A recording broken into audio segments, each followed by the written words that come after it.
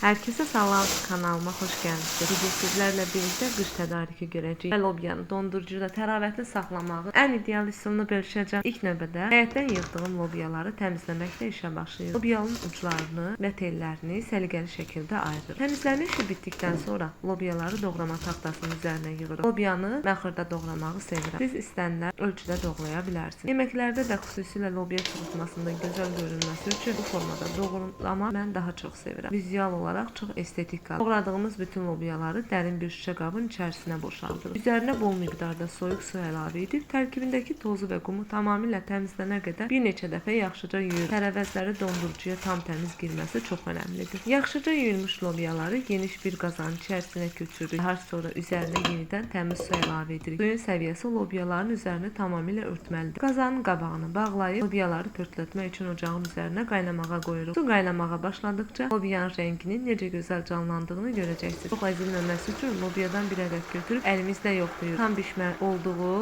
məqama gəldikdə ocağın altını söndürürük və dərhal süzgəcə boşaldırıq. Lobyanı öz isti suyu ilə bişməyə davam etməməsi və rənginin itməməsi üçün suyunun tam süzməsini və tamamilə soymasını gözləyirik. Lobyalarımız tamamilə soyduqdan sonra növbəti mərhələyə keçirik. Paketləmə mərhələsi. Bir dəfəyə nə qədər bişəcəksə bu porsiyalarla dondurucu paketlərə doldururuq. Kəfkir vasitəsilə paketlərə bərabər şəkildə paylayırıq. Bu üsul qışda bizə böyük rahatlıq yaradır. Paketlərin içindəki havanı əlimizlə yüngülcə basaraq tamamilə çıxarırıq və paketləri səliqəli şəkildə bağlayırıq. Havası xarılda lobyalar dondurucuda buz bağlanır və həm də qətiyyən yer tutmur. Çox yığcam qalır. Və budur, qış tədarükümüz artıq hazırdır. Paketləri dondurucuya yerləşdiririk. Videonu bəyəndinizsə like etmək və bu cür faydalı reseptlər üçün kanalıma abunə olmağı unutmayın. Şərhlərinizi gözləyirəm. Hələlik.